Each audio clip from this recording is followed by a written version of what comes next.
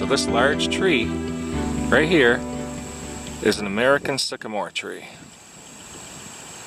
They're pretty much related to the London plane tree and the Asian plane tree. The London plains tree is pretty much a hybrid between the American sycamore and the Asian one, as far as I know. Let me show you a close-up of this tree and why it's so special. So here are the characteristic leaves of the American sycamore. See that central lobe, how it's pretty much longer than it is wide? Another characteristic of it. Okay, the London plane, it's wider than it is long. So look up there, see how those branches are white underneath? If it was London plane, it would be like greenish or red or orange. But the sycamore is pretty famous for peeling and having white underneath. To me, all of them look like army trees. When I was a kid, I thought these were all army trees because they look like camouflage underneath, the way the bark peels. See that bark just peeling off? It peels off by itself naturally because the tree grows bigger than the bark. So the bark becomes tight and just splits off. And it gets new bark underneath, it gets darker as it grows. But look how the trunk looks pretty normal from the bottom half down. Kind of looks like a normal tree trunk. London plane will be peeling pretty much all the way down towards the ground. Okay, another characteristic of the London plane. This is a huge tree. Okay, so this is a decent way to tell if it's an American sycamore is these seed pods. This one's not fully developed, by the way. Once it is, it'll be like a brown color. And it'll break apart easily into thousands of tiny little fluffy seed heads.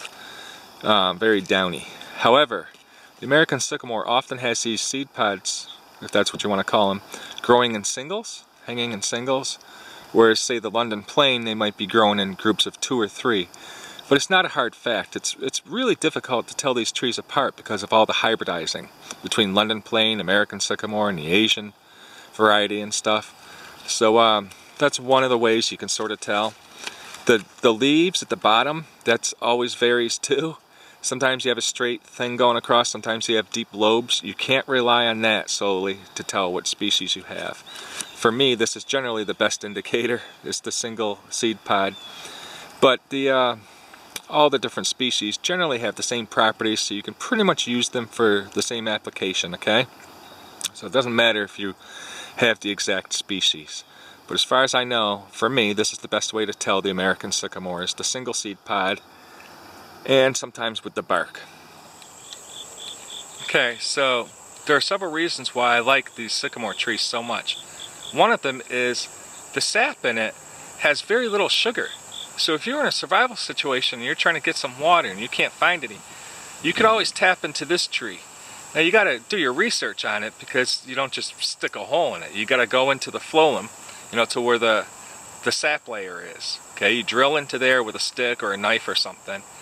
And what you want to do is preferably find it next to a creek bed or a river bed or something like that where the roots are going to reach down and grab a lot of that water and that moisture. And then you just collect the water. I'll have a video about that at some point showing you different ways to harvest water. But you could store that water for a couple of days, carry it around with you in the heat, and it's not going to ferment as quickly as other tree saps do because there's less sugar in it. Okay, so it's got some pretty good water.